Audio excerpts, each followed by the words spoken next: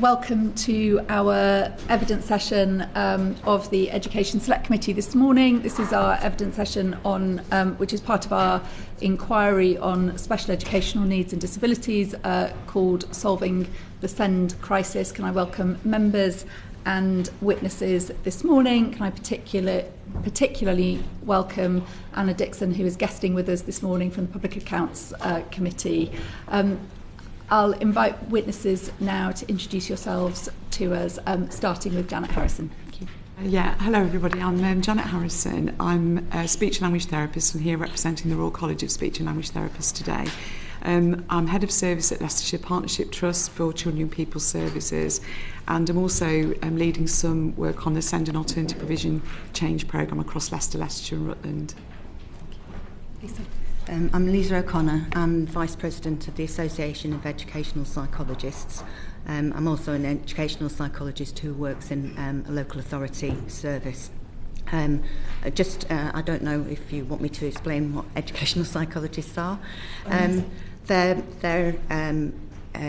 specialist individuals, very skilled professionals who have specialist training in human development, mental health, learning and education systems. So they combine psychology, education and counselling and use psychological theories and evidence-based strategies to support children with additional needs, behaviour challenges and mental health concerns.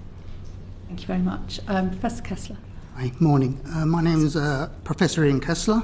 I'm Professor of Public Policy and Management at King's Business School, and I'm also Associate Director of the Health and Social Care Workforce Research Unit, both at King's College London.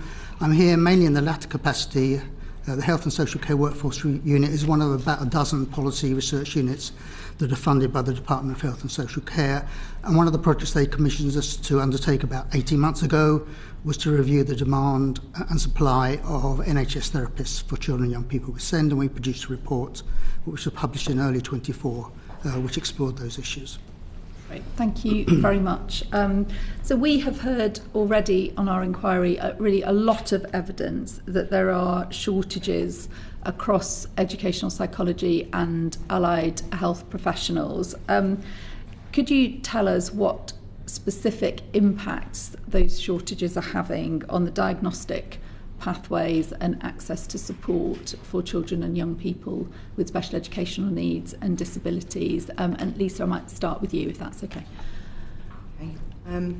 Well, I mean, we would reframe what you've just mentioned in terms of, thinking about the role of educational psychologists in identifying needs and then supporting, those individuals, parents, carers, families and, education staff to actually be able to address those needs, to be able to support them with the appropriate interventions and provision.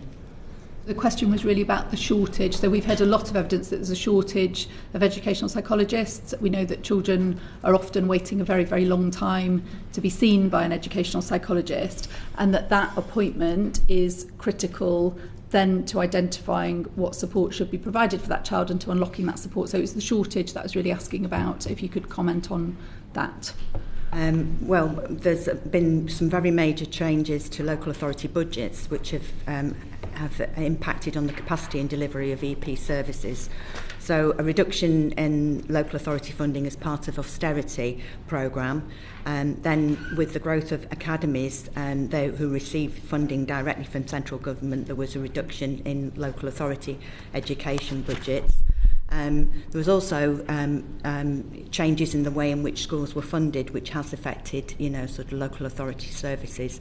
And also, this has led local authorities to reduce considerably their EP services, with many of them only employing EPs to carry out statutory duties. Can you tell us a bit more about that? So are there enough EPs working in local authorities? And on that point about kind of what role they're undertaking at the moment, how has that changed from, if we think back like 10, 15 years, what would an EP service within a local authority look like and what does it look like now? Well, one of the big issues is the due to the capacity of EP services, we can't do as much work in early years as we used to be able to do. When we think back, sort of 15 years or so, we would have been working with the Every Child Matters framework and working with other publicly funded services, health services and education specialist services, and we would be working together collaboratively and promoting inclusive practices. So that's one of the areas where there is a considerable difference these days. We are in a position where we haven't the capacity to do as much early years work as we would like to. It's very much missed. And I'm sorry to be labouring this point about the numbers of educational psychologists, but it is something that we really want to get to the bottom of, because we hear a lot from parents, from local authorities, from other professionals, that there aren't enough. Yet it also seems to be the case that if a family has the capacity to pay for a diagnosis for an appointment with an educational psychologist, then that is available. So I just wonder if you could comment on the numbers of, and it's a significant ask if one of our recommendations was to be there should be more funding to train more educational psychologists. That's a really significant thing to ask of the government. So what we're keen to understand is there a total shortage of educational psychologists that would demand that more educational psychologists are urgently trained, or is it the case that the shortage is specifically educational psychologists working in the public sector, and that if the government was to change the incentives, the way that the funding and the job role works within the public sector, there would be enough educational psychologists if we could just get them back into the state. I hope you can understand why this question matters to us as a committee, and I'd welcome your thoughts on it. Well, I think certainly I think that the pay has decreased. I think the quote is about 17% in real terms over the last 10-12 years. So that's made a difference, and the positioning and commissioning of educational psychologists has led to market forces. So, there are people who work now in private sector as opposed to working for the publicly funded services. Thank you, that's helpful. Janet, with you next. Yes, in terms of speech and language therapists, there's been the Royal College would want to, I think, flag a number of different issues affecting speech and language therapists working within this sector. Most speech and language therapists working with children and young people have got inordinately large caseloads. I manage a speech and language therapy service myself in Leicestershire and Rutland, and I would say throughout my whole career, speech and language therapists have had extraordinarily large numbers of people to deal with on their caseloads. And what it leads to is a dilution of the access, the speed of access, the responsiveness. It leads to dilution of intervention. So we're quite keen. We're always got a mind on trying to move children through that system so that we can get into other numbers. And it feels a very numbers-driven kind of professional life to be part of. There's a consequence of increased dissatisfaction from families. We spend a lot of time dealing with complaint about waiting times, about distressed families who we completely understand and appreciate the circumstances that they're in. It has a really adverse effect on the health and well-being of speech and language therapists. I've watched moral injury play out for years with people who came into the profession to do a really good job and to do a really comprehensive piece of work with children and families such that their outcomes could be improved. And job satisfaction and its deterioration has led to lots of people leaving. And so the Royal College latest vacancy survey, it stands at 19% of speech and language therapy posts in across England in both the NHS and the independent sector are vacant. I'm in the position in my local service where we don't have any vacancies actually, and we have to work so hard to try to keep ourselves fully staffed. And I would say that within that profile of staffing, I have lots of concerns about the health and well-being of the staff, and particularly newly qualified therapists who we want to really stimulate to be excited to be part of the profession, leave quite early. They really didn't come into it to deal with those larger numbers. And I just want to make the point that even when we are fully staffed, though, the workforce is still massively insufficient in relation to the demand.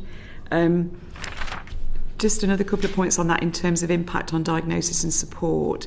It means that there's a massive mismatch between the resource and the demand for children waiting for diagnosis and appropriate support, and that's evident in the waiting time data collected centrally by NHS England. And the figures and the waiting times don't really show the full picture. What's reported nationally is access to service. So for the first appointment, I don't know whether you've heard it in other evidence that you've received, we have always fulfilled our target locally, and lots of services across England do this for that first assessment. But once you've identified that the child actually needs that support as part of their SEN support, they're then awaiting long periods of time to receive the intervention that they need. And as the demand continues to rise, another impact on that is that lots of services across England, we know as a Royal College, have been commissioned then to work only with children with education, health and care plans, which then generates a whole industry of therapists having to write reports and advice, taking time away from intervention. Thank you. Professor Kessler. Yeah, I mean, the research that we did mainly focused on occupational therapists, physiotherapists and speech and language therapists, and the shortages do vary between those professions. They're particularly acute, we know, amongst speech and language therapists, but they also vary by region and different parts of the country. Clearly echoing a lot of what Janet said, I mean, there is an issue about how shortages are, if you like, accentuated and deepened given the nature of the needs that are coming through. So we picked up, in particularly, that therapists generally in the NHS were having to deal with cases which are much more complex. So it wasn't just a question of numbers, it was a question of the complexity of the cases that they were dealing with. And complexity takes a number of forms. There's a kind of socio-economic complexity whereby the special educational needs and disabilities are kind of intertwined with broader social and economic deprivation. There are clinical complexities where children are coming through with multiple clinical needs to be dealt with. And then there are administrative complexities around the system and the way it's operating. I mean, the waiting times are clearly the basic indicator that, as you say, NHS England collects, although they collect waiting time by therapy for children and young people teams, not specifically for SEN teams, and most of those children will have SEN needs, but those figures are slightly broader than that. I think it's an issue in terms of consequence. Obviously, the distinction between those children with SEN needs and those with education health plans. And clearly the consequences for those shortages are different. And given the statutory requirements around education and healthcare plans, a lot of the resources sucked in to meeting those statutory responsibilities. So where there are staff, they concentrate on those statutory responsibilities, and those children with SEN needs may get less access to services, or more of a universal type of service than any kind of specialist services. I'll bring Marie in for a quick supplementary. Thank you. Just to bring together some of the responses from Professor Kessler and Janet Harrison on this rising demand, just want to get under the surface of that. To what extent is that a hangover from COVID and the period of the pandemic, or is this about a combination of that and structural factors, because we saw the living standards go down for the first time ever in any parliament in the last parliament, and then the final element is an increase in conditions because of perhaps unknown environmental factors that are leading to it to rise for whatever reason. It'd be really useful if you could talk to that and the role of each of those factors in that increasing demand. Please. Do you want to start off? You're probably more expert. Well, I mean, my view. I mean, I'm not a therapist or clinician by background, so Janet might have more of an insight. I mean, what I picked up, our research is based on interviews with around about 50 therapists and different sorts of leads. My view is it's a combination of COVID and longer-term structural factors. I mean, it seems to me, from the sidelines a bit, that COVID had two effects in generating need. One is it deepened and exacerbated the problems of children who already had special educational needs and disabilities, given the circumstances of COVID, living at home, lack of social interaction and so on. But it also generated new needs amongst children who may not have had those in the past. But my view, again from the sidelines, would be that there were longer-term structural factors which contributed to increasing need. So, for example, medical advances, which have been going on for many, many years, mean that children and young people can survive and thrive with disabilities. Those kind of developments well predate COVID. And I suspect that some of the shortages in staff also predate stuff as COVID as well, but that's my layman's kind of perspective on it. Yes, thank you. In answer to your question, the data that we've been collecting for speech and language therapy referrals, for example, and also requests for education, health and care plan needs that come to the whole service, not just speech and language therapy, they've shown increases year on year since at least 2006, 7, huge increases, and that's been consistent. What COVID did was exacerbated an already massively growing trend, largely born out of, I think, from my own experience. We manage local health visiting services, and our Healthy Child programme delivery was getting stronger and stronger. We're getting really good at joint working, good at early identification. Early year settings, particularly as Lisa referred to, our early year setting and early identification approach is really strong. So what COVID did, we had a huge increase at 2019 to 20. I looked at the numbers and thought, I don't know how we're going to manage to deal with this great number of children. And then in 2020, we had obviously a much lower number of referrals, and then in 2021-22 we saw a huge increase, the same the following year, and this year it started to taper off. And so there is, I'm saying that's just a local thing, that's not a Royal College thing. So, and I think the reason, the high prevalence of speech, language and communication needs as the most commonly occurring special educational need has been high for a long time. Demand has outstripped supply for a long time. You've been able to respond to that. So COVID was an exacerbating feature for what looks like in our local experience a pattern of a number of years.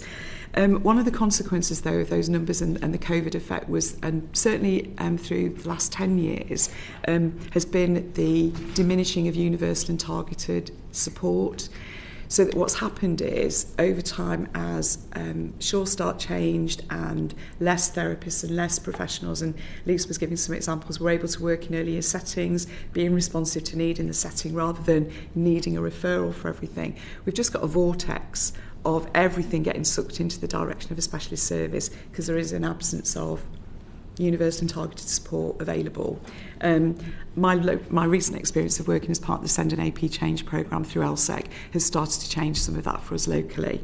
I think in answer to your question, I think there is something about digital technology and early interaction that we need to understand lots more about, and we definitely see that presenting within some of our early sort of work with families, kind of a reliance on some digital means with which to communicate with children. But I would say that it was a very high referral rate before COVID.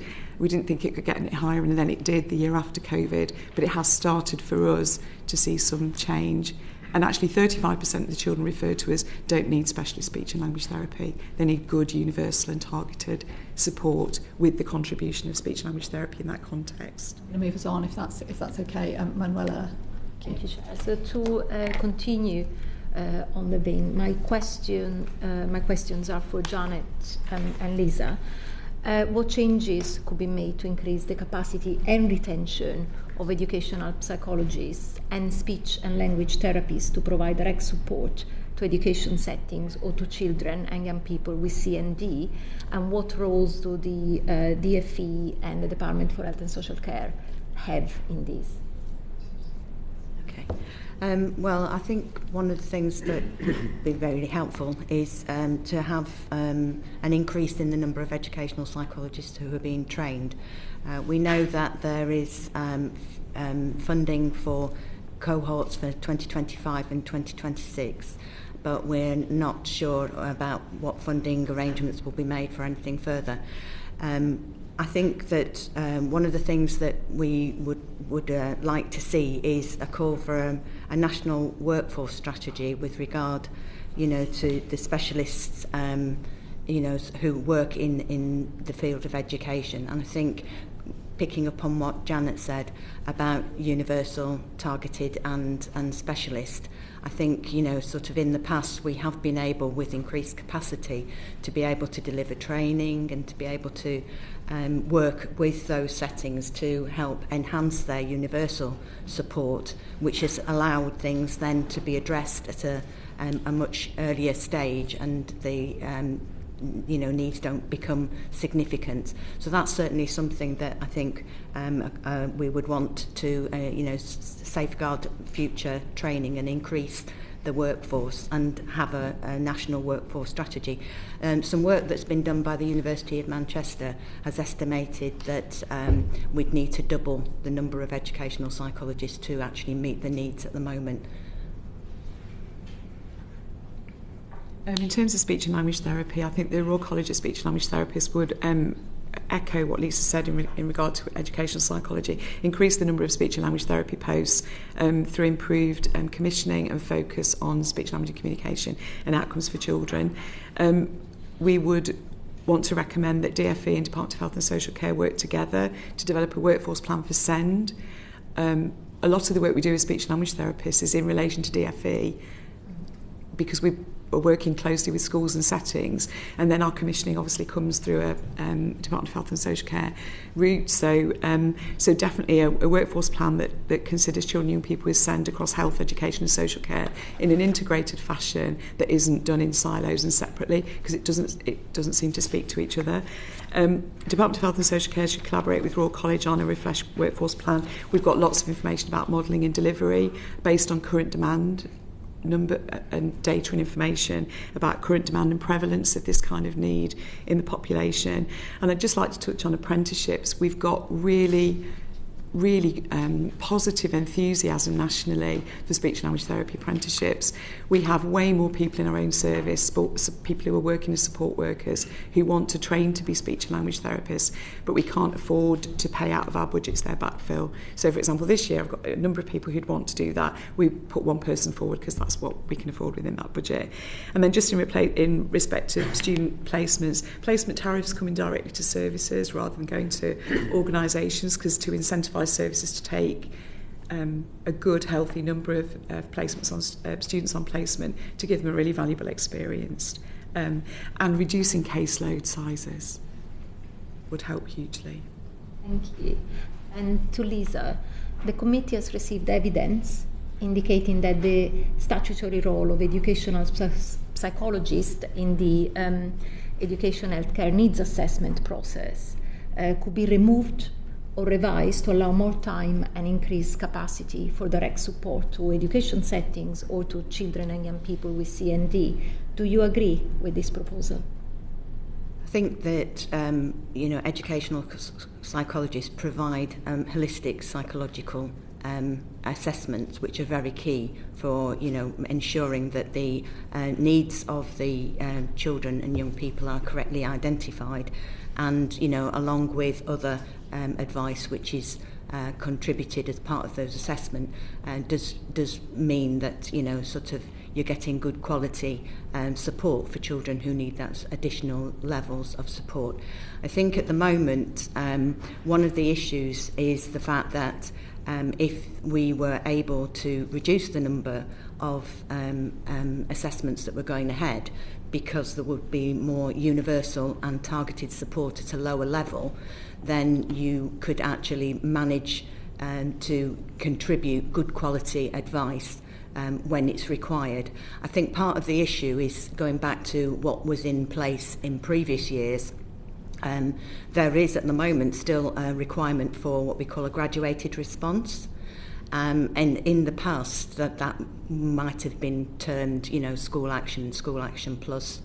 And what you had was universal support and interventions which were provided by schools and settings, and then, more targeted support, perhaps with some, consultation work, perhaps with an educational psychologist, and then perhaps specialist support, which would have been provided with the actual direct involvement sometimes of an educational psychologist. Now, the issue with the graduated response was that you would have more information and evidence by the time that was you were at the stage where there was an assessment required, a statutory assessment. And these days, I think, a lot of educational psychologists would say we don't get the same quality of information and evidence because it's, for a number of factors which have already been cited, there's not that kind of opportunity for schools and settings to try those interventions out, and for sort of other specialist agencies to get involved to help support and provide recommendations and advice at a much earlier stage. So in some ways, we could do a better job if we were able to put in the early intervention and provide much more information and evidence if a child or a young person was felt to actually need an education and healthcare needs assessment. Thank you, Chair. So speaking about early intervention, I just wanted to ask Janet about a couple of programmes that the government has invested money in. What impact do you think they've had? The first is the Early Language Support for Every Child programme or project, and the second is the Nuffield Early Language Intervention project. Do you think that these have had an impact on the early identification and support of speech and language needs? Take the second one first, because I know less about that. That's not something locally that we've used. I know a lot of areas across the country have used the Nuffield programme. It's part of a system of support that would need to be in place, and it relies on lots of factors around strategic sign-up, parental involvement, etc. So just in and of itself, separate to everything else, then those things are quite temporary, they can be quite short-term, but actually embedded into a whole system approach to speech, language and communication needs and early identification, they can be really good, and I know lots of areas are using it really well. But I can talk about early language support for every child. It takes up a large part of my life at the moment. So for the last year, 18 months, we've been part of the Send an AP Change programme, and we've had an opportunity to develop an approach, not just in one small geographical area. We decided to do it across the whole population of Leicester, Leicestershire and Rutland. So we've got a large number of children now. The 35% that I referred to earlier, who were children who were waiting for speech and language therapy, who actually had needs that were requiring a much more universal and targeted approach. So we've recruited a new staff team, speech and language therapists, and a bigger proportion of speech and language support worker posts. And those, the therapists have been overseeing the competency development and training of those staff. We've developed 9 new interventions based on the evidence for the most commonly occurring early speech, language and communication needs, which often, in our experience, unless dealt with early, obviously the risks increase for those children in terms of their educational progress, etc. They quite often then are referred to a number of different agencies because they haven't had that early intervention, and some of those children go on to have education, health and care plans when actually they weren't needed. It's because they've waited and not had responsive support. And so we've been running that now. We've got, like I say, a really significant number of children who have completed that programme. So they've waited a lot less time for their intervention. Parents are really happy with it, really satisfied with it, and we've had really good levels of responsiveness from settings and schools. All the settings and schools that we've worked in, and I'm sure you'll hear about this in the next session as well from Marie, all the settings and schools that we've worked in really like having the therapists on site and the support workers on site, because we're not parachuting in with advice and clearing off again. We're coaching, we're working alongside each other, and what schools and settings are doing, and this will be Lisa's experience too, are using then those strategies and the things that they've learned with other children without the need to refer them on. So it's kind of been really cost effective. The important thing about it is that it's part of the change programme, and it sits within a strategic framework. So we report on its progress to our change programme partnership, which is the 3 directors of children's services and the local authorities, the ICB and ourselves as the provider, and we've got all 3 parent carer forums as representatives. So we're taking a whole system approach to embedding a systematic speech, language and communication structure and approach across our whole geography, and the early outcomes are really positive, and so we are highly recommending as a Royal College that there's a continued extension of that programme. We're part of the national LSEC Pathfinder Network, and everybody's work across the 9 Pathfinders is going really well. And these are all areas that didn't have something of its kind in place before. Lots of areas around the country have got lots of universal and targeted great work going on. We think this is a model that you can lift and shift with support anywhere where that's not already in place. That makes sense. And so you would want to see this rolled out everywhere? 100%. That makes sense. What cross-departmental work needs to happen in order for it to be rolled out then? There needs to be a joint commissioning opportunity for LSEC. In Leicestershire and Rutland, we've set up a Send and Inclusion Alliance that will continue beyond the life of the change programme. And LSEC, we've identified that as one of our top 3 joint commissioning priorities. The other ones, neurodiversity, SENDIASO, support for families, and LSEC, so speech, language and communication. So in terms of a strategic and policy-driven approach from DfE and Department of Health and Social Care, that this is a recommended and more mandated way to meet additional need and to promote early outcomes for children. There needs to be much better cross-departmental working for that. We've seen it locally across the system, but everything still comes to us in 2 separate channels. And so a combined workforce plan with combined joint commissioning arrangements and requirements, and also something, because we don't expect that everybody knows this stuff inside out, and so we are also recommending, there's been some previous work done on quality standards for good joint commissioning for SLCN, and we think that that needs to be revisited cross-departmentally. Brilliant. Thank you so much. Thank you, Chair. Can I just ask really quickly, so both of those interventions are school-based interventions which start once a child has already arrived at school. Is there a clinical case to be made for the application of a similar set of interventions in the early years, so that there's even less need for catch-up once a child gets to school? I should have said, that would be really remiss if I'd gone and not said this. It's 0 to 11, so most of our children in locally are 2.5 to 3.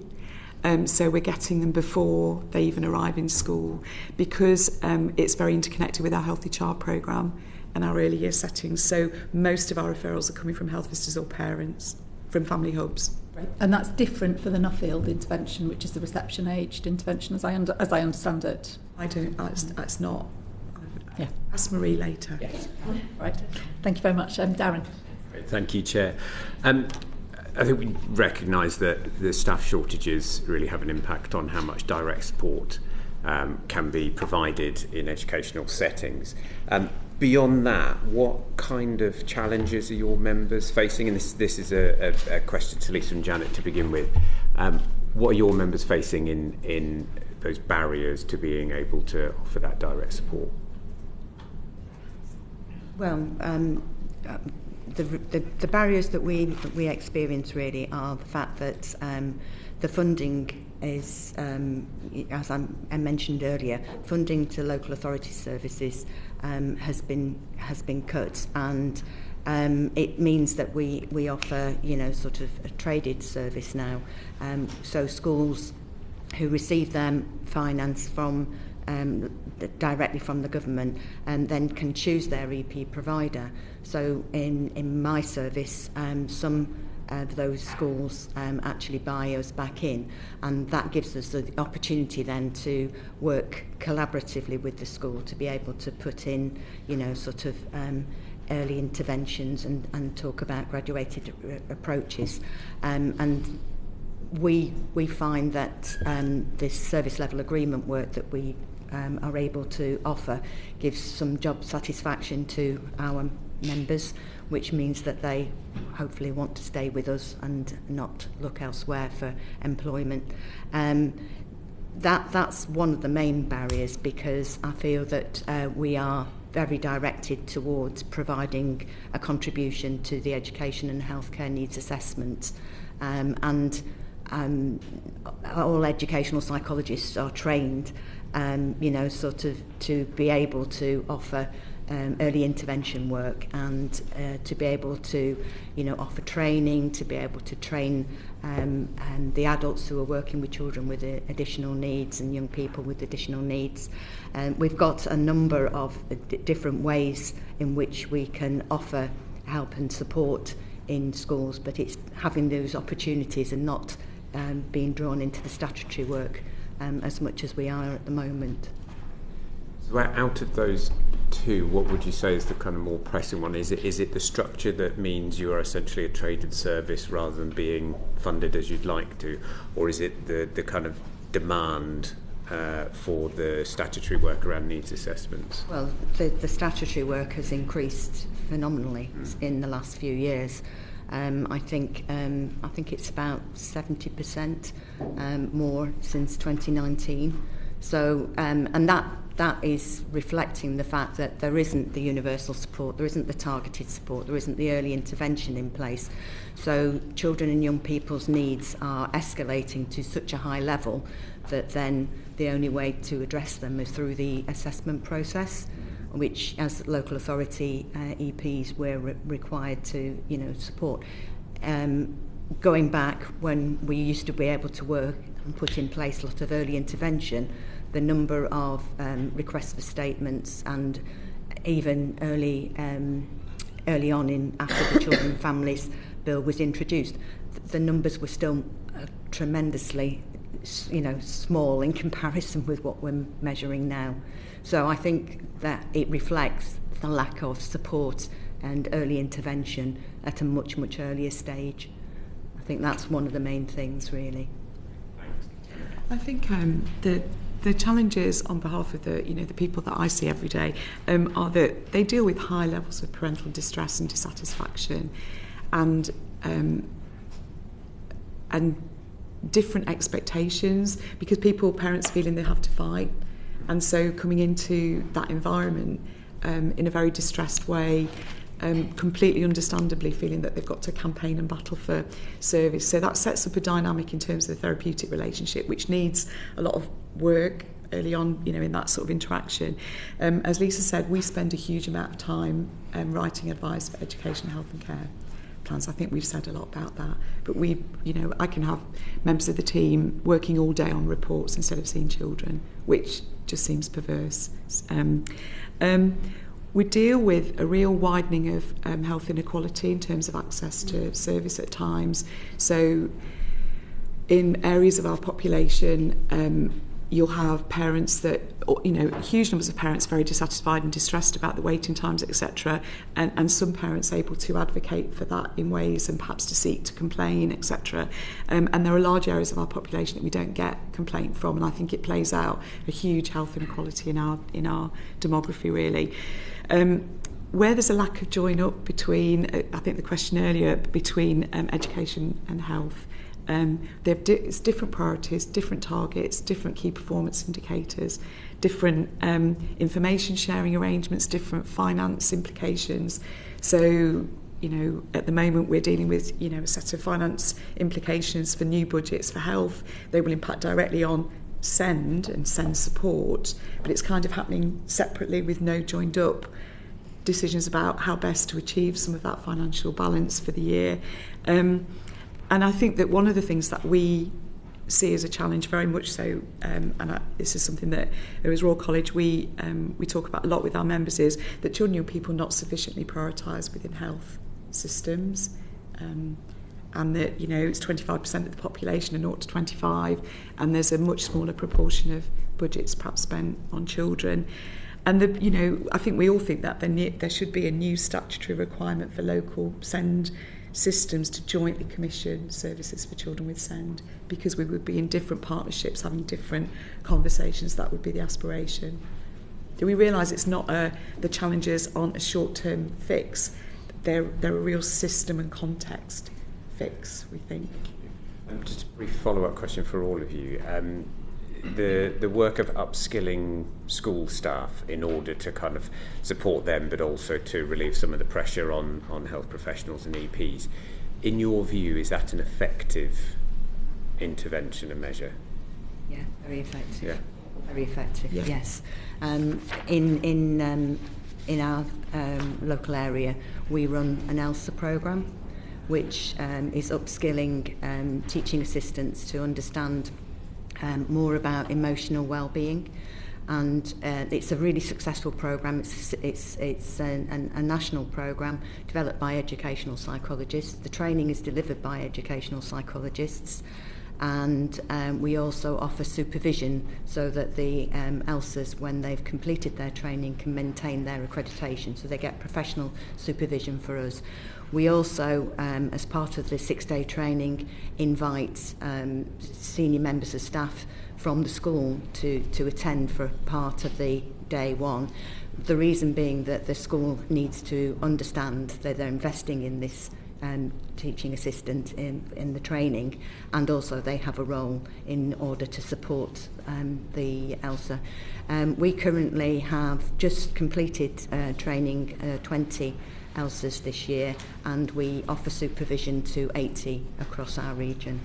So we know that we get very, very positive feedback from all the schools where there is an ELSA, and many of them actually also train others, so that in some of our large secondary schools we have 2 or 3 ELSAs working, and they support the capacity of the school to address emotional, social and mental health and wellbeing issues. I mean, the work that we did on the kind of workforce for children and young people was then suggested really that the therapy workforce in particular is nested in a range of different workforces. At the outer ridge you will have education, social care, and then you will have also the wider healthcare workforce beyond therapists as well, and all those have roles within them which play an important part in meeting needs. And there's a question about how the different nested workforces interact with one another. And there's also a question, I mean, I think Janet hinted at it, about skill mix within the therapy workforce. The skill mix is pretty rich. I mean, I don't mean that in a pejorative way, but I think, the figures I found was about 6 registered speech and language therapists to 1 support worker or assistant. And I think there's an issue about how you might develop a more diluted workforce which allows support roles and assistant roles within therapy to play a role. And there are career pathways and competencies being developed, I know, in therapy to develop support workers, but I think skill mix as well as interacting with other occupational groups in the wider kind of socio-economic sphere is important.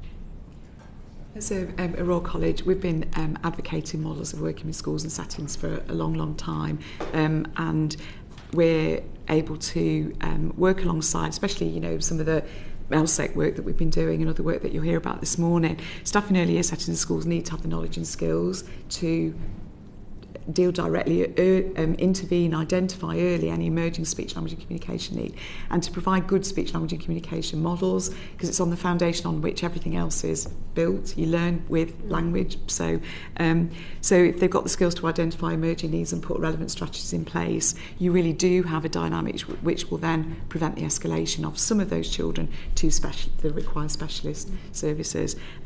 So we're definitely recommending that there should be a strengthening of requirements for teacher training on SEND and speech, language and communication needs, and we have advocated for that many times in the past, and it still seems to be quite minimal from teacher feedback that we get, and to strengthen requirements for local area SEND systems to have good programmes of workforce development around SEND support rather than coincidental, kind of a bit fragmented.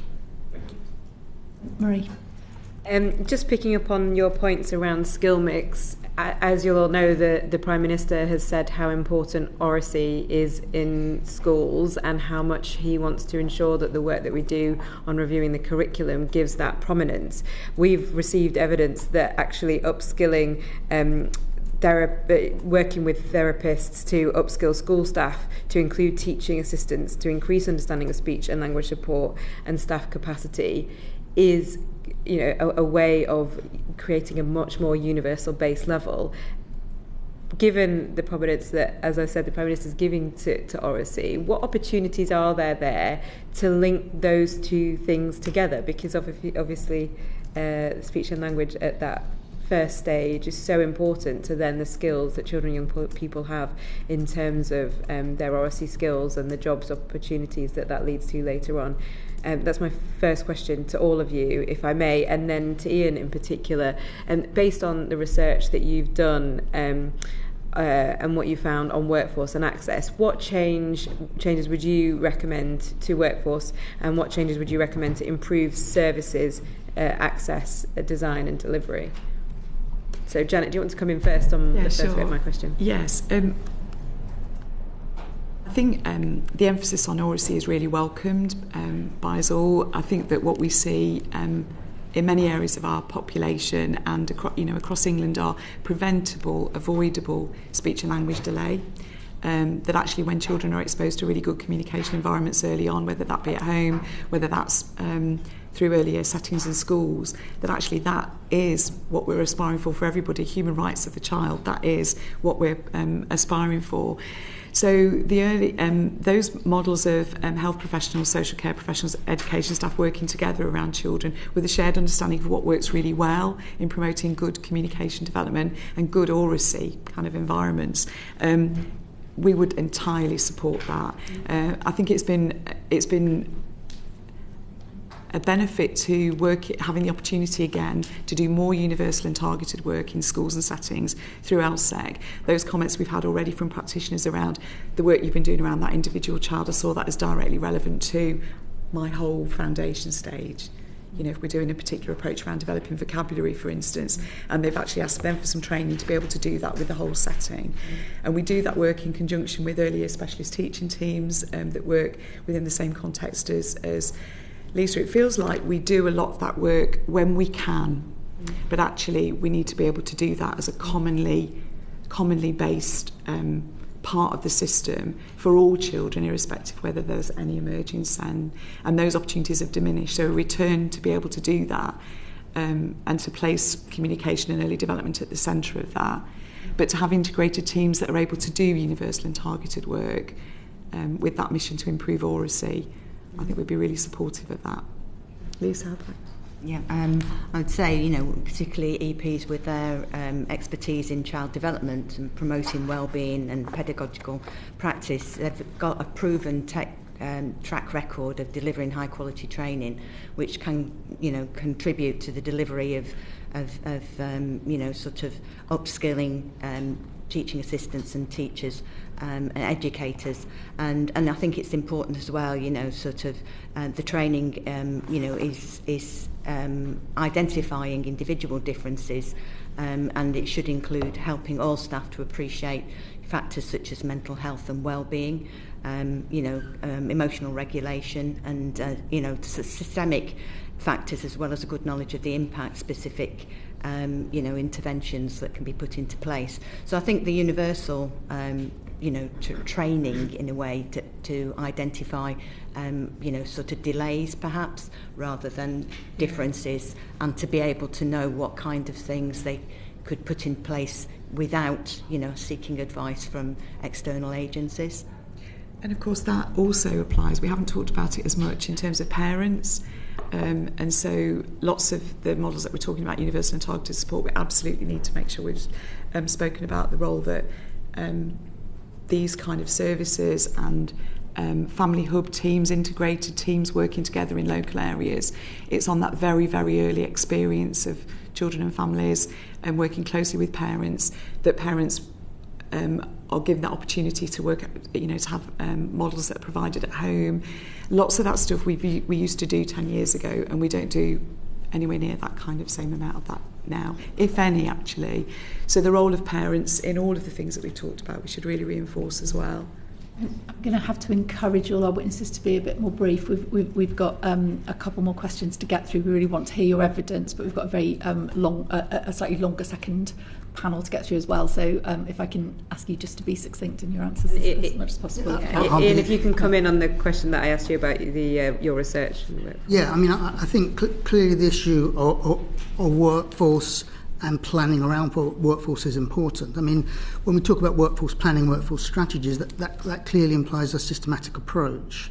But which involves identifying the needs of the children and young people we send, and then developing a workforce that meets those needs. And one of the problems is that we found that commissioning was, I say it in the nicest possible way, a bit of a mess in terms of unevenness of commissioning approaches, what services were actually commissioned in different parts of the country, and the different commissioning practices feed through into the kind of workforce you need and which develops. So if you've got chaotic commissioning practices, you get a slightly disordered workforce which is developed to meet those needs. And I know there are lots of models around, and Marie Gascoigne and the balanced system approach is around identifying the needs of children and young people and then developing a workforce which reflects those. I think at a more granular level, there are clearly issues around training and development, particularly of therapists, and we found that there weren't a lot of programs in all parts of the countries which allowed particularly specialist therapists to develop. There's an issue about moral injury, which Janet mentioned, and a lot of therapists are disillusioned because they can't do the professional activities that they were employed and went into the profession to do. They're involved in administrative activities, so that suggests that kind of administrative support would also be very helpful in freeing up and allowing the professionals to actually carry out the professional tasks they were trained for. And that's why skill mix is also important in kind of freeing up professionals to focus on complex cases. So those are some of the issues. I think there's an issue about young people and how they view the profession. There are rotational posts, and to what extent there's quite a high attrition rate from young people going to therapists for children and young people, for the point that it's quite a conflictual atmosphere, and some of them don't like it. But in terms of your research, what would you recommend to improve services in terms of design and delivery? Well, we were focused mainly on the workforce side. I know the balanced system, Marie's model, there are other models from Care Aims which talk about how the development of universal, targeted and specialist services then feeds into the kind of workforce that you need to develop. So, those kind of whole systems models are clearly very important in terms of downstream workforce consequences. So, we will look at it more from the workforce than the service design perspective, but clearly service design and the model as you introduced, which has implications for commissioning, will affect the kind of workforce you need to develop to meet those particular service models, if that makes sense. Darren, next. Professor Kessler, sticking with the comments on commissioning, referred to as potentially chaotic at points, and obviously your research refers to myriad commissioning challenges. Basically, what are the priorities both locally and nationally for getting that sorted? What action needs to take place? And what, if any, role do you see for the Department of Health and Social Care in sorting out that chaos, either by streamlining or supporting it? Well, a number of people have talked about the fact that you're dealing with a whole range of stakeholders and funding streams which need to be brought together in the commissioning process to develop a coherent and whole system approach to delivery of these services. If we were taking our research forward, we'd look at ICBs and how they were developing strategies around this particular kind of service space. So I think there's clearly an issue about the space, whether ICB is the right space to do that. There's an issue about joint commissioning, which has already been talked about. The problem with a lot of these models is that they are wonderful and they're right, but we don't start ever from a blank sheet of paper. So you have these myriad patchwork commissioning arrangements in place. They are very different in character and nature in terms of the type of services that have been commissioned and the way in which those contracts are serviced and managed, and actually getting out of those and changing attitudes and behaviours which are established through those contractual relationships is very difficult. We don't start from year zero and say, let's develop a nice model.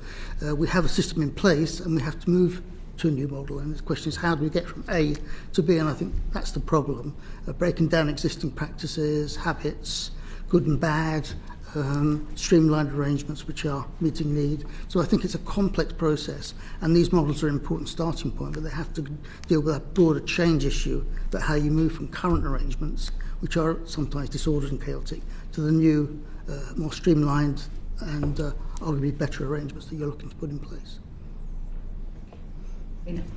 Okay, I'd like to thank the panel for your insight and expertise that you've shared this morning. So this is your final opportunity to add anything that you may not have shared beforehand in terms of encouraging and enhancing greater collaboration between health and education services and local authorities. So may we start with Janet? Yeah, I think that there needs to be an emphasis, and we would really strongly recommend the emphasis on SEND support rather than a focus on EHCPs, and that the joint commissioning arrangements are a statutory requirement around SEND support with a focus on prevention, early identification and early intervention, to try to escape the system that we're currently in. Thank you very much, Janet. And Lisa? Yeah, I think that echoing what Janet said, I think that a national specialist workforce strategy would be helpful to kind of oversee what specialisms are out there already and how they can be better used. I think, going back to, the idea of Every Child Matters, building up publicly funded services that work around children, young people, families, and echoing some of the values and principles that were in place with children's centres and Sure Start. I think also, you need to ensure that there's sufficient specialist support services within each local authority to give equity to access to those specialist forces for every child and young person in education and settings. And, the support needs to be there to help them, in terms of, as we've discussed, the universal support, the targeted support, as well as specialist support when required. Obviously, from the AEP point of view, we would like to see an increase in the training of educational psychologists each year, so that there would be an educational psychologist available for each school. It's very hit and miss at the moment. As we mentioned earlier, as traded model, we do get buyback from some schools, but other schools we don't know whether they seek out other EP providers or whether they just go without. But I think it would be really, really helpful if that would be a target for a workforce strategy for educational psychologists. Thank you, Lisa. And Professor Kessler? I'd encourage you to read our wonderful report, which covers a lot of the issues we've talked about. I suppose the one point I would make, and one of the reasons our report was actually commissioned, was that we don't actually know what the workforce for children and young people with SEND looks like. Because responsibilities are dispersed across a whole range of sectors and occupations. And it's actually difficult to get a handle on what that workforce actually looks like. And there is work that's being done that we uncovered in the Department of Health, which is trying to actually map what the workforce looks like. It's not just therapists or educational psychologists, a whole range of other occupations, but what proportion of their time do they spend on children and young people with SEND? What kind of resource do they have? That's all hidden in a kind of broader system where responsibilities are much wider than just simply children and young people with SEND. So the work that we identified, being done in the Department of Health, looked at, surveyed ICBs and asked them what their funding was and exactly how much of that was devoted to workforce. And they came up with a figure of about a workforce of about 18,000 in the Department of Health across different occupations, focusing on children and young people with SEND. But I think there's still an issue about what does the workforce look like, not only within health but also within education. If we're looking at teaching assistants, what proportion of time do they spend with children and young people with SEND? So there is, I think, a simple mapping exercise to be done about what the children and young people with SEND workforce actually looks like, which you need as a baseline to explore how it might be developed and taken forward in the future. Thank you, that's extremely helpful. Thank you very much. Can I thank all three of you for coming to give your evidence to us this morning? Can I also say if there were matters of detail that you weren't able to convey to us because of time constraints this morning, please do feel free to write to us afterwards. With that, we're very keen to have as much detail from you as possible. Thank you very much.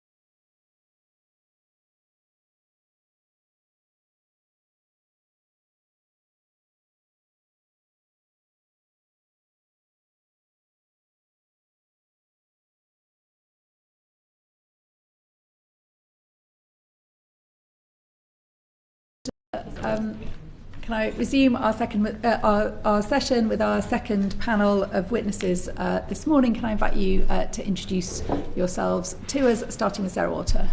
Hi, thanks for having me here. My name's Sarah Walter. I'm Director of the Integrated Care Systems Network at the NHS Confederation. The NHS Confederation is an independent membership body that brings together, supports and speaks on behalf of the whole healthcare system across England, Wales and Northern Ireland. And I run the Integrated Care System Network within the Confed, so representing the 42 ICSs in England, both the integrated care boards, which are the NHS commissioning bodies, and the wider integrated care partnerships that bring together the NHS and local government. Thank you. Good morning, thank you for having me here. I'm Alison Stewart, I'm the Head of Special Educational Needs and Disabilities for South West London Integrated Care Board. I'm a speech and language therapist and psychologist by background. I've managed large large therapy services, and I've also been a designated clinical officer for children and young people with SEND. Hello, my name is Marie Gascoigne. I'm also a speech and language therapist by background, and have worked in numerous roles, including a spell at City University, working as an academic, and also leading NHS services as an AHP lead before moving into a more policy focused area, which is what I'm talking to you about today, I believe. Thank you very much. So the National Audit Office has said that misaligned priorities and incentives across the system undermine a whole system approach to SEND. What action should be taken at national and local level to align the priorities and incentives of the education and health services to get them working better together to deliver a more strategic approach to SEND and better support for children and families? Perhaps I could start with you, Sarah. Sure. I mean, I think this is an issue that we hear a lot, not just in relation to support for SEND, but across a number of different areas.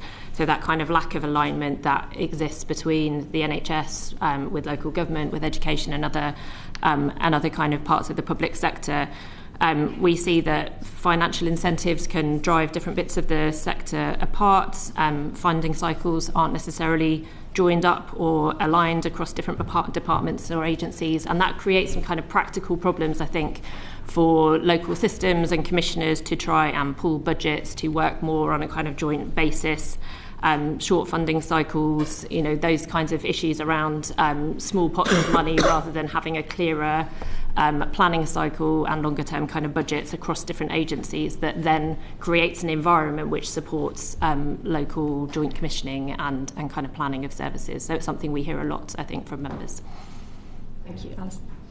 I would agree with everything that Sarah said, and I think from my perspective in terms of my role working within an ICB, we do absolutely see this challenge between the different priorities across local authority and the NHS. I think we do have a challenge within the NHS in terms of where children and young people are prioritised. There's also a challenge around what SEND actually means and what it means within health services, and I think we've got to be mindful of the language that we're using. I'm encouraged by the methodology of the Area SEND Inspection Framework, looking at the way the local area works together in order to look at how this shared responsibility works. And for me, I think that's where we're looking at how we ensure that we've got shared responsibility and accountability across education, health and care. Probably further join up in terms of DFE and Department of Health and Social Care working, I think, would also support that. Great.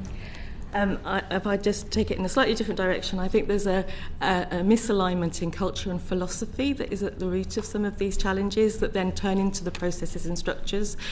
So I think it's very fundamental that we have a difference between perhaps a more developmental social model that would perhaps be more familiar in DFE land and a more medical model in the traditional health context. And certainly the work that we've done that's successful is trying to actually address that head on. So there's lots of willing parties in all of those structures that exist often, but they are facing these fundamental differences in how they've been brought to bear, but how they've been brought about in terms of their structures. So I think there's something really fundamental about thinking around culture as well underneath it all. Thank you. That's really interesting. And can I just ask Sarah really quickly, so 50% cut in the budget for ICSs, 50% reduction in capacity across NHS England and the Department for Health and the abolition of NHS England, what impact is that going to have on the challenges that we're talking about today? Yeah, I mean, I think it's inevitable that has, those changes, the kind of turbulence that integrated care boards are responding to at the moment, and an environment which has a great degree of kind of instability at the moment, I think will have an impact. We're working through with integrated care boards at the moment, working with colleagues at NHS England at the department about how those 50% cuts will be delivered and what the kind of future model will look like in across England. And I think it is likely that we will see change to potentially the number and the kind of shape and size of integrated care boards. So that does create an additional degree of instability within the system, I suppose. Integrated care boards have existed for less than 3 years, have already had a 30% reduction in their running cost allowance, and now are subject to this 50% cut. So I think it's unsurprising perhaps that has been a hindrance to some of the attempts to develop kind of greater collaboration and partnership across local government with schools and kind of other partners.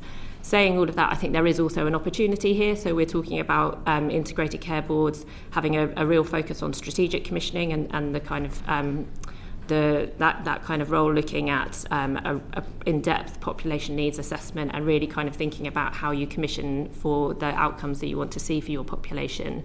And through the 10-year health plan, which we're expecting to be published in the next couple of months, we're anticipating a focus on greater neighbourhood health approaches towards a more kind of empowered and preventative model of care. So I think it's important to look at what's the role of the Integrated Care Board as a strategic commissioner, and recognising there's a lot of change in that space at the moment, but also how does that happen across the wider health system? What happens alongside to support greater devolution, to place-based working, to expanding a kind of neighbourhood health service, which I think is the desired kind of outcome from the 10-year health plan, and really kind of leaning into some of those local opportunities to develop partnerships across the NHS teams with local government partners, with schools and kind of voluntary sector partners. So there are opportunities there as well, but I think it's inevitable that the kind of change that people are dealing with at the moment and the pace of that change, which is happening incredibly quickly, is going to have an impact on just practically the kind of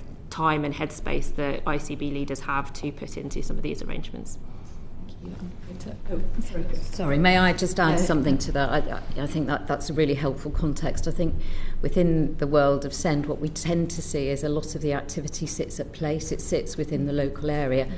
Rightly so, I would suggest, because actually that's where we need to make sure that we've got that whole system ownership and accountability. I think there have been some challenges with the structure of the ICB as has existed previously in terms of what happens centrally and what happens at place. So I think certainly from a South West London perspective, what we're trying to look at the moment is ensuring that we are developing our infrastructure around SEND at place. That needs to be much more than a designated clinical officer in a local area. It has to be the infrastructure, and then ensuring that we've got adequate governance and accountability into the wider organisation. But I think it has caused quite a lot of confusion across local areas. Yeah, thank you. So I'm guesting from the Public Accounts Committee, and thank you for your contributions so far. So obviously since the Children and Families Act in 2014, we've sort of over a decade now of attempts for sort of joint working. I think back in 2015 there was a SEND Code of Practice, and it described that partners must agree on how they will collaborate to provide personalised integrated support across education, health and social care, creating positive outcomes, smooth transitions for children into adult services. From all the evidence that we heard at the Public Accounts Committee, and I think believe in front of this committee, would suggest from our education and local authority witnesses that health's not stepping up to the mark. We look at waiting lists for speech and language therapy, the very long waits for autism and ADHD assessments, and so there's a sense in which it's not working, is it? The sort of the joint approach. So what more needs to happen? And there's a few ideas specifically I'll put to you, but perhaps Sarah, do you want to go first? Yeah, sure. So I think we need to, I guess, look at the environment in which the NHS is operating and how that the kind of national priorities and directions are set. And it's clear, I think, at the moment that there is a real focus on recovery of services, on the kind of financial challenges that the sector is facing. And so we see sometimes a misalignment, I suppose, between the desire of ICS leaders, both integrated care boards, but also the wider integrated care partnership, which often brings together the NHS, local government with other partners, including across education, the voluntary sector, and kind of more widely, with a desire to have a focus on the kind of longer term health outcomes of a population, actually a lot of focus on children and young people within that kind of ICP context. So lots of integrated care partnerships have prioritised children and young people's support as part of their 5-year strategies, and that's kind of set out as a kind of local ambition. But I think the national environment and the kind of some of the priorities that come through at a national level are inevitably, I think at the moment, or maybe perhaps not inevitably, but certainly kind of feel very fixed towards a more short-term and more kind of financially driven approach. You know, there is a clear need for the NHS to recover services. You know, there are significant financial and performance challenges at the moment, but I think some of that then crowds out the ambition locally to have a greater kind of focus in some of these partnership spaces and for children and young people in particular. So I think we're seeing some of that local desire not always kind of mirrored at a national level, and the pressure that then comes through onto kind of NHS leaders to deliver on those immediate, often more acute based priorities has I think led to that kind of crowding out. Yeah, so in the Public Accounts Committee report, we sort of said there was this risk of a lost generation because so many children just not getting their needs met at the earliest opportunity. So if I may put to you, Alison, we've had evidence from an organisation, Contact.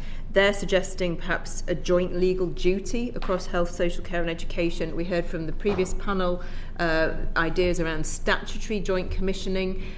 Do you think we need to tighten up? At the moment, the accountability sits with the local authority, and yet they don't have leverage over their health partners. Yes. Yes, in short, I would absolutely agree with that. I think, as Sarah said, we know what the situation is in terms of different priorities. I think we've got to move with statute to a position of joint commissioning where we are looking at how our services are being designed. It is about looking at how do we enable services like speech and language therapy, for example, to have commissioned time to have the flexibility to work at a universal targeted level as well as that sort of specialist level. So I think that it will be really important. I think also increased accountability comes with that, and that again has got to be a really important thing. With all of this, I think it is about how do we work as a whole system. We have children waiting, and we can talk about children who are on waiting lists for the neurodevelopmental pathway, for example, for far too long, in my own opinion. However, for some of those children, they will be getting support from other bits of the system, and other bits of the system can provide some really excellent support. I think sometimes we're driven into a position that we are splitting education and health rather than looking at a proper needs-based approach to children, the right support at the right time. So if a child is on a waiting list for a diagnosis, are we confident that they are getting support through organisations like Portage, family hubs, etc., in order to build a much more robust and sustainable approach to support for children and young people. And I'm conscious that you're sort of particularly health, but social care is also sort of part of this join up. Is there anything more there that you see needed to bind social care in? Yes, I would. Yes, I think there is. I think for a long time we heard that message that health isn't coming to the table, health isn't playing ball, if you like. I think there are similar conversations around social care, and I think again it goes back to the point about the local area and the system. How do education, health and care work together. So we know that many local areas have increased their use of the designated social care officer role, which is great. However, that also comes with the same sort of risks that the designated clinical officer role holds. These functions cannot be delivered by one person alone without a suitable infrastructure and clear accountability. I think there are elements of particular programmes that we need to think about, and I don't wish to take us off at a tangent, but something like all-age continuing care is an area where we know that sort of join up between education, health and care is absolutely vital and needs some attention. I think we'll be coming back to some points here, but thank you, Chair. Indeed, thank you. Manuela. Thank you, Chair. I would like the panel to tell us, in your view, what are the key barriers to the effective provision of health and medical support to children with CND in education settings, and what measures are needed to address these challenges.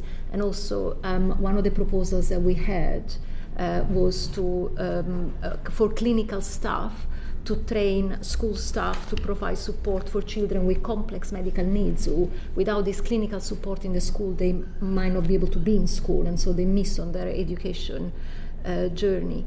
So in your view, would this be an effective measure, an effective approach, or are there potential limitations? Yeah. Yes, so where to start with that one, I think, is the first thing I would say. So, children go to school, children are required to go to school by law, children will have medical conditions that need to be managed during the school day.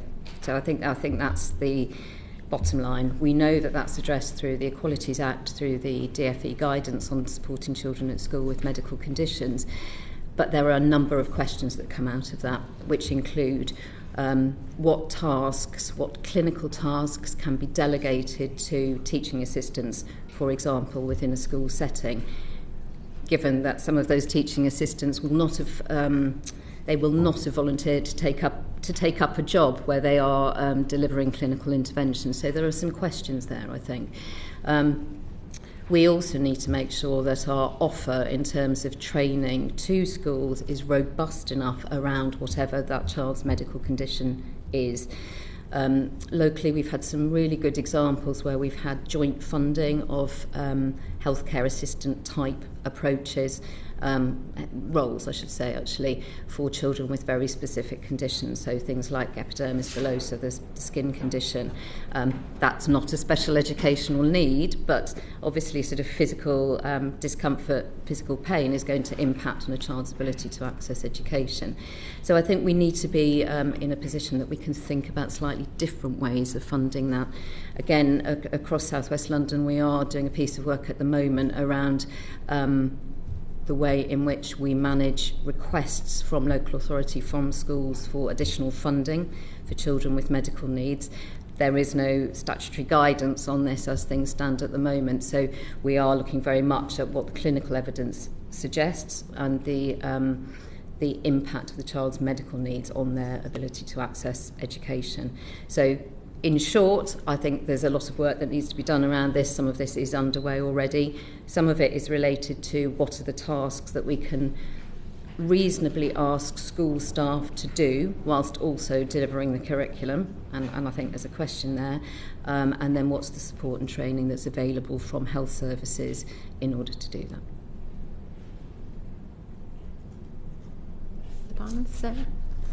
I'm not sure I've got a huge amount to add to Alison's kind of assessment there. It's probably outside of our area of expertise in terms of kind of the medical needs of children, but I think it does kind of come back to that principle, I guess, about how we are approaching these questions from a kind of systemic perspective, linked to the cultural kind of point that Marie raised earlier. So, and so much of that, I think, is based on the ability to have those kind of place level, neighbourhood, kind of level relationships and teams to be able to really understand the needs of the population and how the various different agencies and professionals involved can work together to best support that kind of working across those different boundaries. If I was going to add anything, I was being quiet because it's a very specific end of the continuum of need that would be seen in settings, I think there's something around not making the assumption that we know what medical needs are in everybody's minds. So Alison gave some very good examples there of very specific medical needs. In fact, the example you gave, as you said, is not actually necessarily a special educational need in itself. There's a much bigger issue around what we might appropriately delegate to colleagues in schools that would be easier to do and monitor, but there would still be this caveat that it has to be supported by the expertise on a regular basis. It's not about just saying, here's a training programme and off you go and you'll be fine. It's about that. So whether we're at the very, very acute end, if you like, or at the broader end, that I guess we'll be talking about more as we go through the session, I think there's something around that monitoring and coaching that is part of that. And in some respects, it'll be about safety, it'll be at the very sharp end, and in other aspects that we'll be talking about, it'll be at a broader level. Can I just ask what level of urgency you perceive particularly within NHS services around this? Because, I mean, the evidence that we have received, I think, points to a characterisation which wouldn't be inaccurate to describe this as a Wild West in the education system, where we have, both in terms of where the funding is coming from, very, very different across different places. So high needs block funding, which is, under intense pressure, being spent to meet medical needs, which should be met by the health service, and a whole wide range of different types of staff with different qualifications, with absolutely no clinical or governed framework around the training that those staff get, delivering a really wide range of support in schools. And I have to say, it's pretty terrifying to think about the level of risk that non-qualified, non-clinical staff are carrying in school settings, that school leaders are carrying at the moment. And it also seems to me to be profoundly unfair that local authority budget should be spent meeting straightforwardly NHS responsibilities. I respond to that. Actually, I agree with you on that. I think there are real questions about where it sits as a priority in terms of NHS conversations. And I think if we look at something like the NHS long-term plan, where we're looking at conditions like diabetes, for example, or asthma, in a way that's sort of following a very clear pathway. Actually, the children I'm talking about here are those whose medical needs, whatever they may be, are impacting on their ability to engage in a classroom, be in a PE class, manage lunchtime. They don't fit in a neat box. We're looking at a whole range of needs, and it therefore does require really careful thought to work out, well, actually, if we look at the way the school's using their notional budget, for example, in order to meet a level of need, what is the bit that is over and above that actually, as a health system, we need to be responding to? And I think there's been recent union information out for teaching assistants around the fact that they can say no to take on some of these tasks, and I think that's right. But I think then we've got that question of and where is that going to be addressed if our sometimes fantastic, really well-meaning TAs are saying, actually, I don't feel comfortable to do this. And I think, again, one of the other themes that comes here, that comes into this conversation is definition. So as Marie said, we can talk about medical needs that don't necessarily mean SEND, but if we've got a child with diabetes, for example, a young child with diabetes where the diabetes is still quite unstable, they're in a free-flow classroom, actually who's monitoring their insulin levels, etc. There are questions there, and we've then got that interplay that the child and the family may become anxious about going to school. How do we make sure that as a system we're responding appropriately to that in a timely way, rather than thinking this bit's diabetes and this bit is emotionally related school avoidance? The two come together, and we've got to work together to address that. Did you want to add anything? Yeah, I think I think that point around it's how you're kind of coming together to address those issues. I think that is the intention around the kind of more neighbourhood health-based approach, where you can develop those kinds of relationships, and things like the question around where's the risk being carried? Is that being agreed up front almost? What is the risk here? Who's holding that? How are we supporting you to kind of manage that? It's I guess wanting to get to a place where the way in which we're supporting children has been kind of explicitly discussed and agreed with all partners, kind of acknowledging the part that they have to play in that, rather than, I guess, the kind of Wild West situation that you've described, where that's not a kind of planned position, it's just people kind of making the best of the situation that they can. So I think it's about how we get to a place where we're much more upfront having these conversations about the particular individuals and kind of population that we're seeking to support, and what are the roles of the different professionals and agencies in doing that. I just want to come back to the the iNeeds block fund, and also what should come from the ICB commissioning services, the health fund. So, for example, allergy. We know that lots of children are having allergies in schools. So to train the school staff, because it's not just the question of being we are a nut-free school. There's lots of training involved, EpiPens as well. Where would you think that funding should come from, and who should deliver that training to staff? Yes, the current position is that will predominantly come through Public Health Commission School Nursing. Again, the school has a responsibility to work in partnership with health colleagues around drawing up an individual healthcare plan for that child.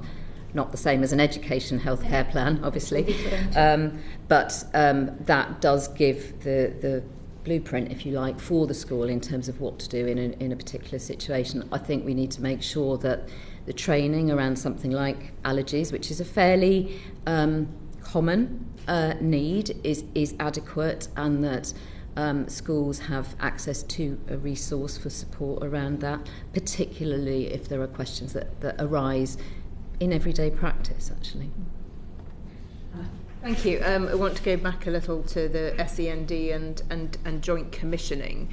So I think we're all in agreement that there's some strengthening needed around the engagement of health and perhaps social care in joint commissioning arrangements. Part of this shift that some of the evidence the committee has received for the Council for Disabled Children, talking about outcomes-based commissioning, clearly that's predicated on having robust data and information sharing between all of the agencies involved, and I guess send support as well as the HCPs. I'm conscious that we tend to be focusing more on the HCP delivery, but as you've pointed out, we need to make sure this is joined up in terms of wider send support.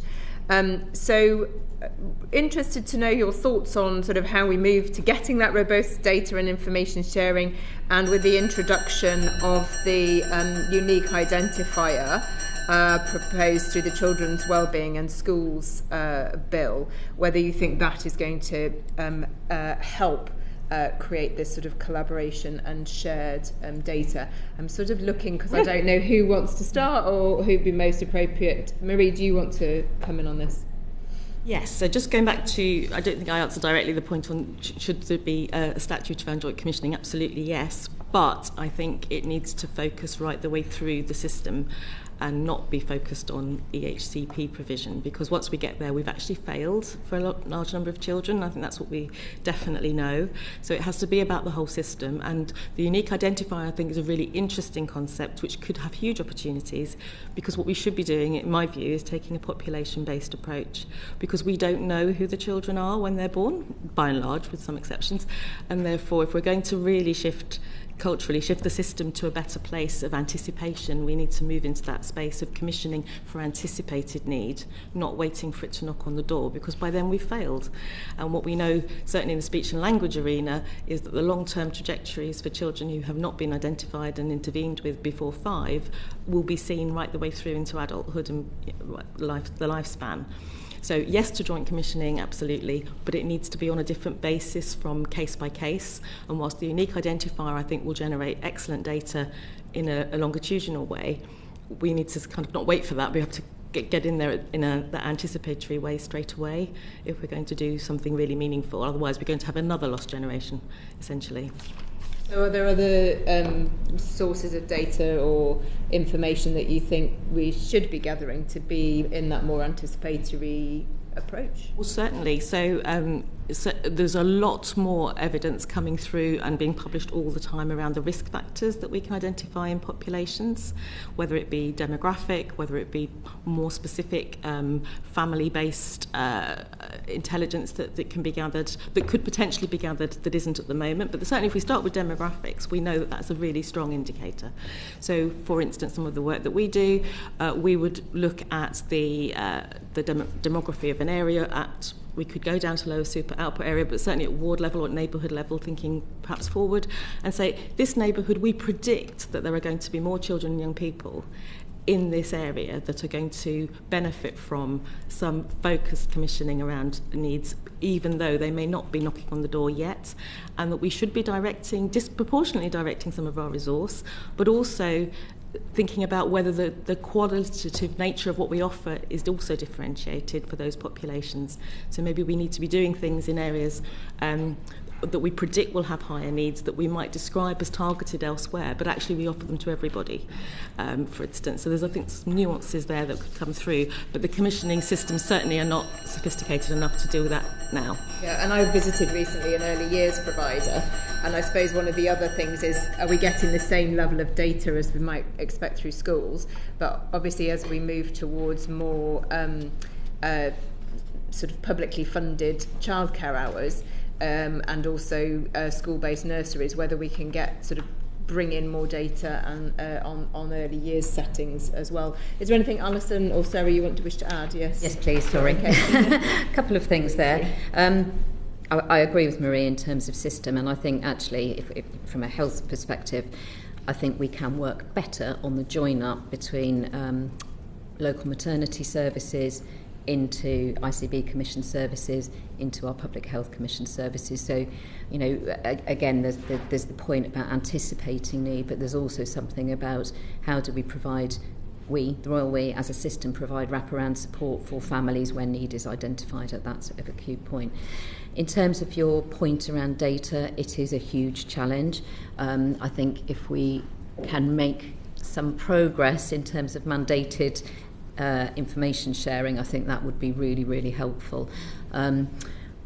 We are currently working on the development of our South West London-wide SEND data dashboard, which has been a really useful exercise, but what it's demonstrated is that the data that comes through the system is not nuanced enough for us to be able to pick up our children and young people with SEND coming through, and moving away then from reporting on an 18-week wait, for example, to something that's much more meaningful. I think if we could move towards an outcomes-based commissioning model, that would be fantastic. I think that will require a huge amount of thought, very, very, very careful thought in terms of what those outcomes are, because, as we've said already, we're working across culturally different organisations. So my definition of a healthy child will include aspects of development, emotional, mental health, well-being, as well as some of those sort of acute medical conditions, and I think we need to be mindful. So I also want to just add in, Sarah, please comment. Need to ask us to be a bit more succinct, just given the number of questions that we've still got to get through, if that's okay. Okay, so the only additional one is on the data is where we don't have shared boundaries between local authority and health, which is just a quick sort of point on that additional challenge. Yeah, I think it does add a challenge in there, and I guess kind of recognising that we may see further change to integrated care boards over the coming months anyway, as part of the response to the 50% reduction that the chair referenced. I think that seeing whether that can be a help in some systems, but it's a potential risk, and I think that sense of co-terminosity has always been a real asset where systems have that and the kind of ability to develop those partnerships. One quick thing I would add in just on the commissioning front is that I think there is a real need to build that commissioning capability, certainly within the NHS, and kind of moving into that kind of more of that joint commissioning arrangements. ICB's kind of future role is seen very much as being a kind of strategic commissioner, but I think there is a recognition at all parts of the system, nationally and also locally, that we haven't had as much kind of development of those commissioning skills and capabilities, and some of the expertise around kind of data intelligence and analysis and how that's used in commissioning decisions. So that's an area that certainly we've been calling for kind of greater investment and development over this period. Thank you very much. It's an important point. Sorry to slightly cut it short. Go to Mark. Thank you, Chair. I've only got one question. So, the age at which young people transition from education, health and care services tends to be between 16 and 25, and for most it's 18, but those with EHC plans can transition anywhere up to the age of 25.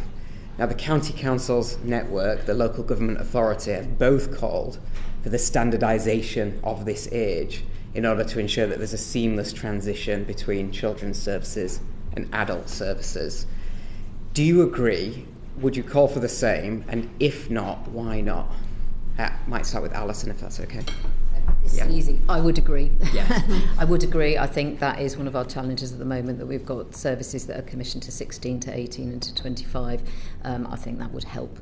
I think where it may take some time to get there, we also then need to dedicate some resource into specific roles like transition workers within services to support individual children, young people and their families come through the system. Thank you very much. And then Sarah or Marie. It's not an area that we've got an opinion on, I think, as a... So, yeah. And I would also agree with Alison that it would be a good idea and that it would be helpful. I think there's also another set of challenges in there, which is I think both commissioners and providers don't know who the right people are to take those young people into young adulthood, regardless of how they're described, whether within EHC or otherwise. And I think that's a slightly different point, but it would be a reality that would still need to be then surfaced if that were to happen.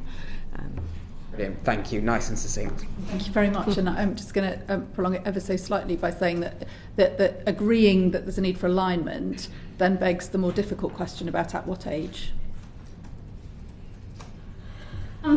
Well, preparation for adulthood starts at 14. I don't think we're going to get our health services moving to transition at 14, but I think certainly at 18, at the sort of legal point of adulthood, as a minimum standard would be my thought.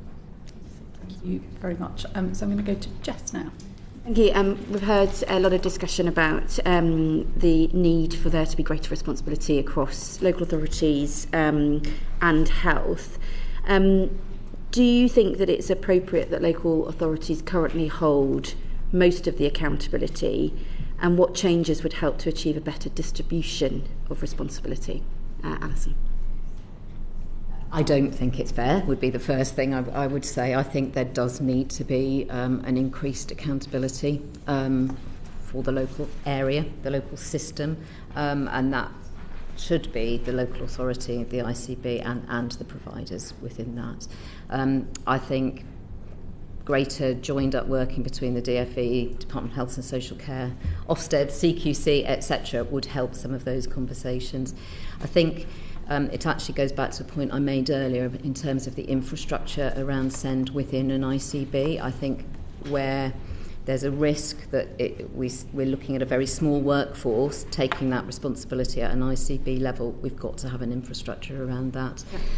We've had helpful guidance from NHSE on the role of the executive leads for SEND within ICBs, which is great, but that doesn't take away from the fact that that person may then be executive lead for many, many other portfolios. So that, again, there's a question there, I would say.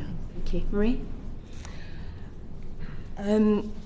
Sorry, could you repeat the question? Yes, it's just about the balance of accountability and whether it's fair that local authorities currently hold it, and should it be more equally spread? It should be more equally spread. However, there is also, and I'm going to sound like a broken record here, this comes back to this notion of a shared understanding of what we're accountable for, which I think is important, because I do think that there is a danger that what the local authority feels accountable for that is frustrating actually is so integral to education and delivering and enabling learning that actually they do have an accountability that's appropriate. Where it goes horribly wrong is where there's this notion that the health bit is very medical. So kind of go back to my first point, and around defining what we mean by the support from health services, health therapists, let's say, across the piece, into that education and learning space, they are not doing things that are medical in the way that some of the other medical interventions we were speaking about earlier. So there is this alignment of whether something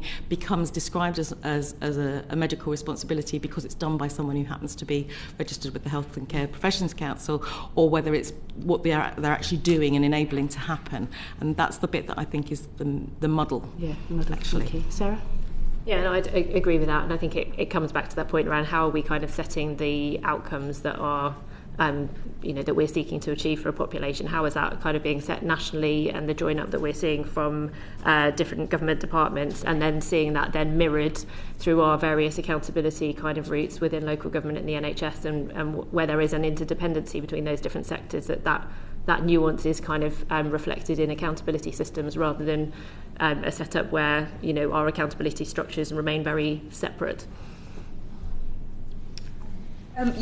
Just a brief follow-up to that. We talked earlier about some ideas about how you might compel health. One idea is also around tribunal recommendations and whether tribunals should be able to issue binding recommendations, again, on both health and children's social care. Thoughts on that? Sorry, you don't all have to answer all questions, so please don't feel that you have to. If Alison, you just want to say. So I think I would be anxious if we continue to push things up towards the level of the tribunal and tribunal decisions. I think that continues to reinforce a very difficult model for children, young people and families. Having said that, I think it would be helpful to make the recommendations enforceable rather than non-binding for that cohort that go that way. But I think there's something we can do before that, which is around looking at mediation and how we work on mediation across education, health and care at a much earlier stage. And something else that's just left, dispute management. I think what we often see is that complaints around the experience of children and young people with SEND come into the local authority, they sit with the local authority and don't always make it into the health service field of complaints management. So I think it reinforces some of that challenge that we have around accountability. But actually, I think if we could get to a position of robust joint dispute resolution where we're looking at how the combined offer, the combined services for a child or young person are contributing to that complaint, we may get to a much better place of resolution. My sense is that the preference is to start with joint commissioning if we got all of that right. But if things do end up in tribunal, there probably is a need for some stronger binding recommendations, but we mustn't sort of rely on that. Yeah. Have I sort of summarised that? Yes. Yeah, and I guess we don't want to be driving the system even further into the tribunal route. If we get, as you say, joint commissioning, and I do think joint dispute resolution would be helpful. And I would say only if you have something new to add, just because I'm conscious the chairs. I'll leave it. That's fine. We have lots of cases that go to the tribunal at the moment, and when those cases go to the tribunal and the tribunal makes a finding that is not in favour of the local authority, all of the responsibility for meeting that need within that statutory framework of the tribunal sits with the local authority, which local authorities tell us isn't fair.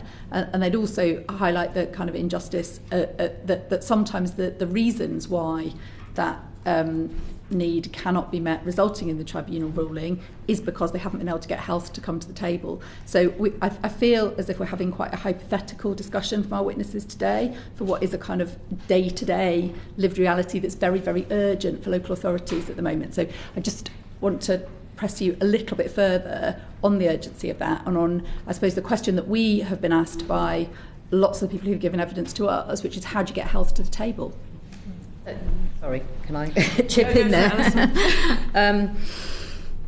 So the first thing I would say is we can't manage this only thinking about the tribunal response. The initial point has to be the development of the education healthcare plan, have we got good enough advice from our health services around the table at the beginning in order to inform the development of a plan?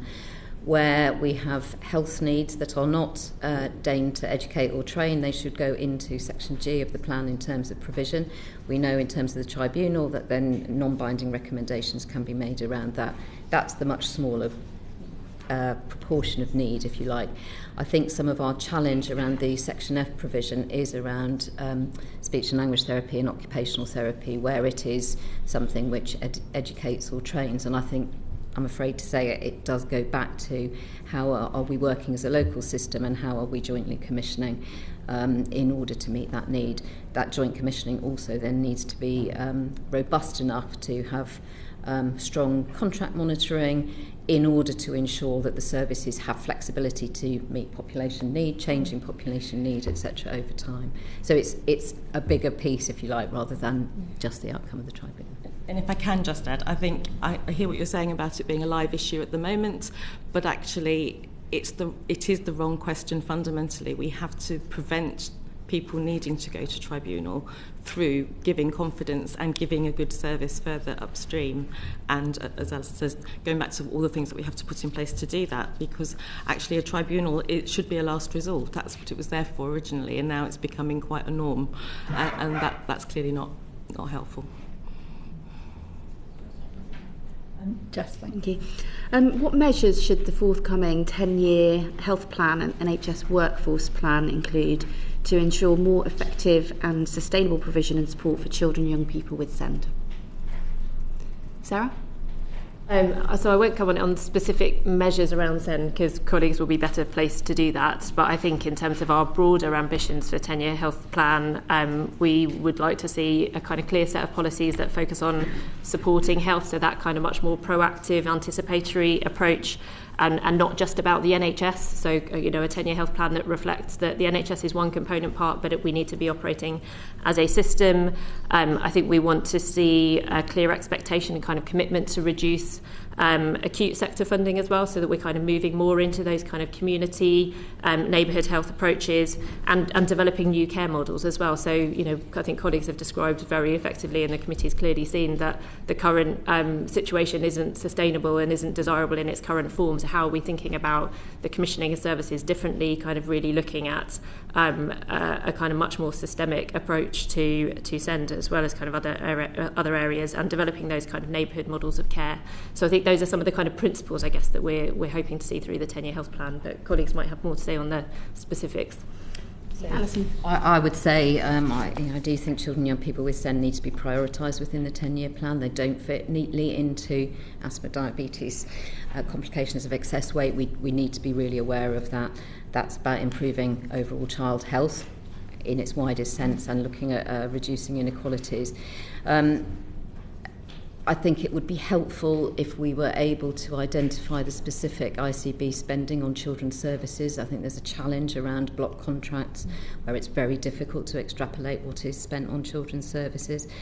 I think within the 10-year plan as well, we also need to look at the drive to reduce waiting times for some of the diagnostic pathways, particularly neurodevelopment, but actually that as a wider system piece, looking at the services around the services across the local area.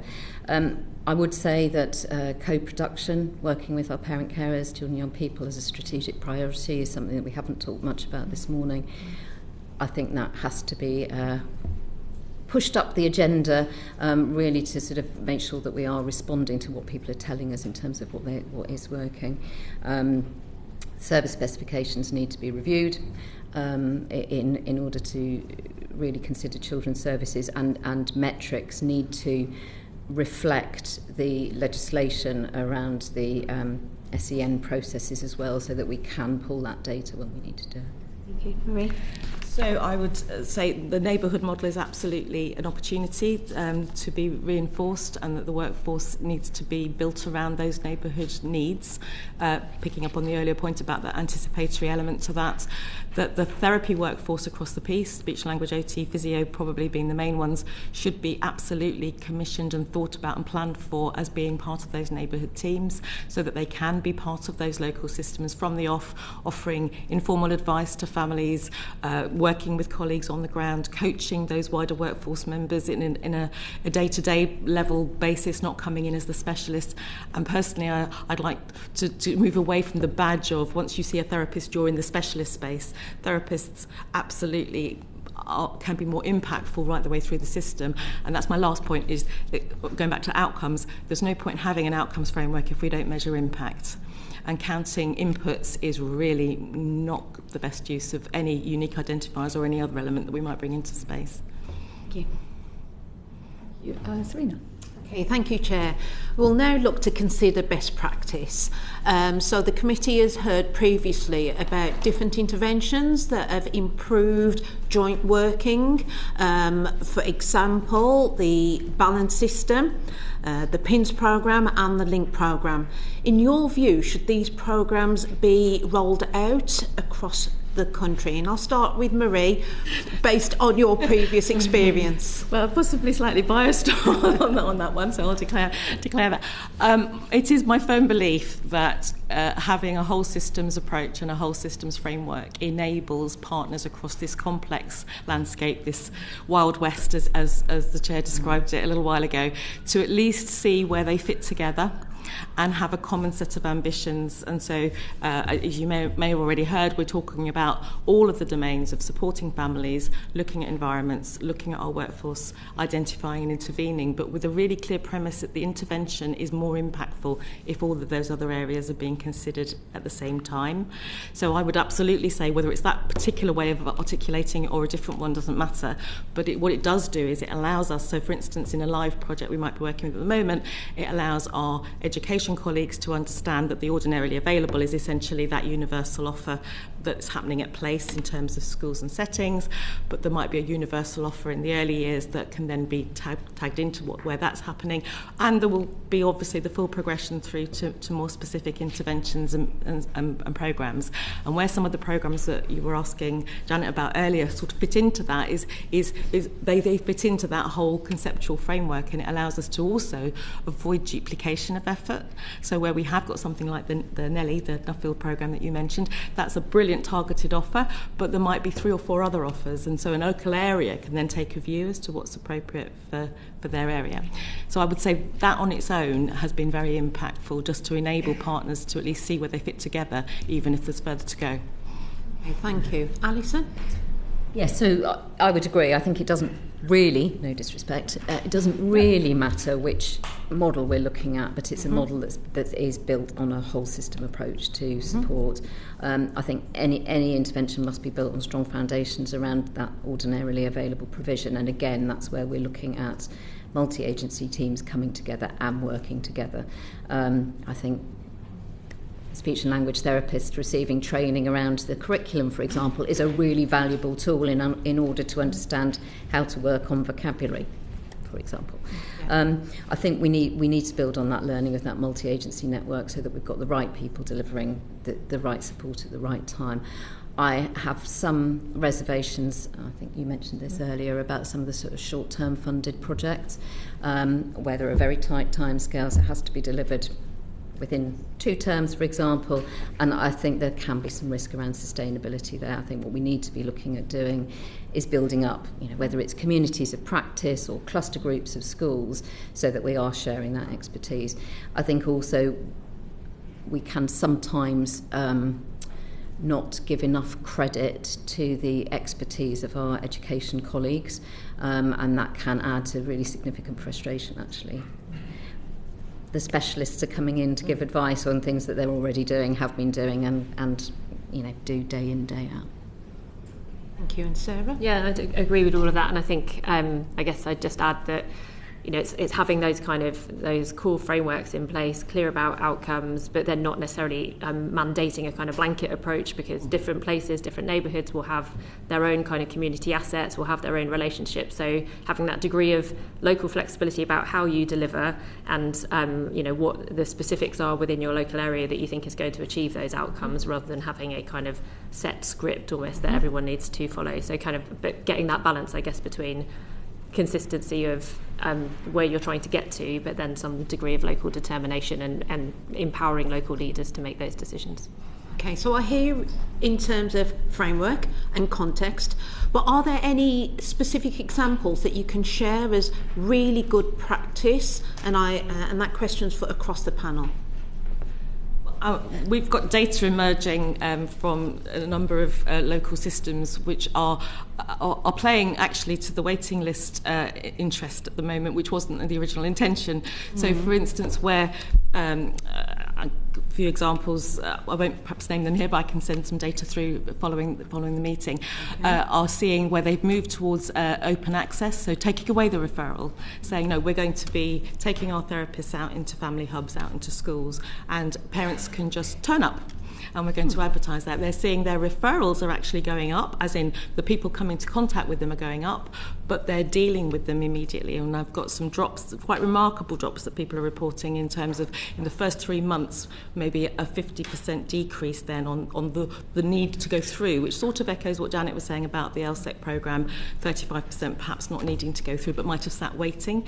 So I think there's something really important about that easy access, as Alison says, however it's done, but being at place, I would urge whatever influence the committee can have to suggest that therapists are out in those community bases and not sitting in clinical settings unless it's necessary for what they need to do specifically for a child.